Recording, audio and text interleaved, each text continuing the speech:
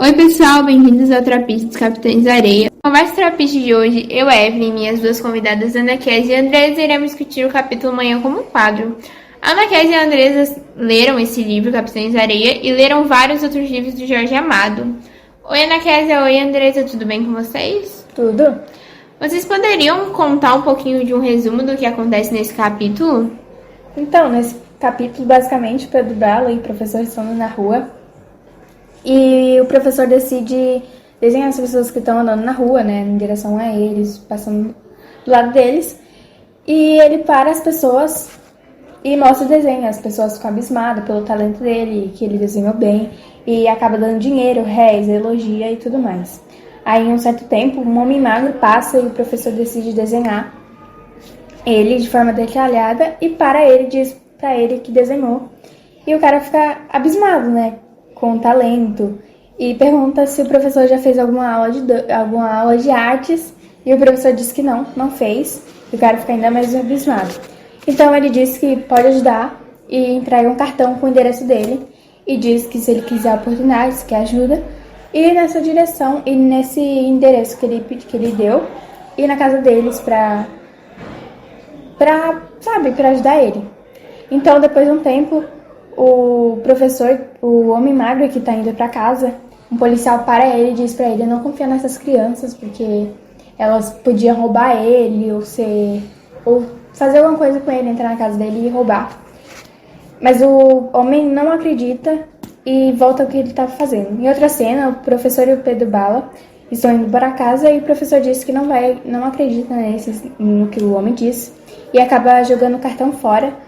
Mesmo que o Pedro Bala tente, revidar ou dar outra opinião para ele mudar de ideia, o professor estava decidido e não quis mais o cartão.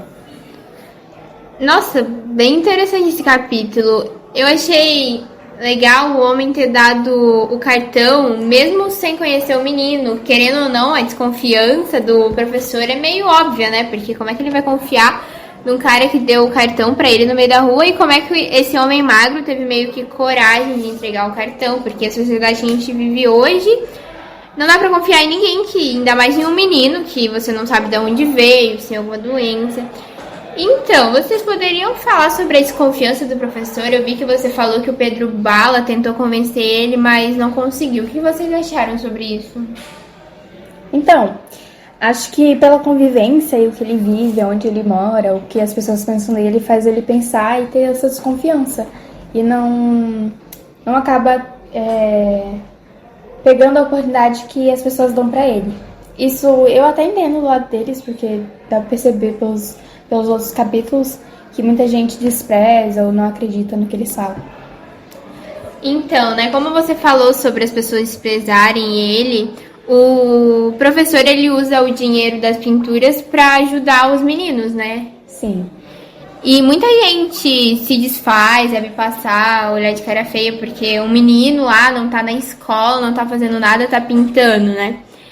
E eu vi que você falou sobre o policial desconfiado. O que vocês acharam dessa atitude do policial? Na minha opinião, o policial não deveria ter subestimado aqueles meninos, até porque são meninos que foram criados na rua e não estão tendo a mesma oportunidade que outros meninos da sua idade.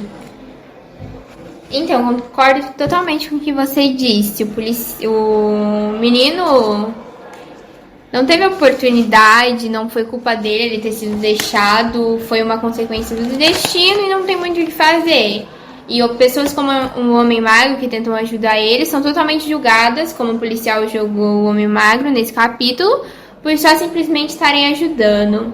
Então, vocês poderiam falar um pouco sobre o que vocês acharam que passou na cabeça do professor a hora que ele recebeu essa oportunidade? Porque, querendo ou não, ficar na rua deve ter afetado em alguma coisa. Qual a opinião de vocês? A minha opinião é que o tempo que o professor ficou na rua acabou afetando um pouco a sua cabeça. O que acabou fazendo ele não acreditar que não é capaz e que não é bom o suficiente pro que ele faz. E o que vocês acham que o professor deveria ter Vocês acham que o professor deveria ter tentado, deveria ter corrido atrás dessa oportunidade? Qual a opinião de vocês? Tá.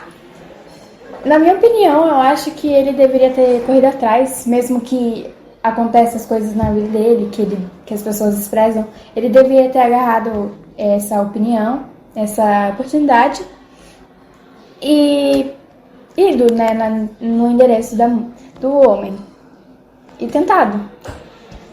Então, sobre esse capítulo, a gente pode perceber que a sociedade está muito, como podemos dizer, fechada para o mundinho delas, né? Que só crianças que estão na escola ou que têm uma condição boa são capazes de ter alguma oportunidade em alguma faculdade, alguma coisa do tipo. E o professor deveria ter usado esse talento que ele tem para conseguir crescer na vida e, querendo ou não, ele iria ajudar os meninos.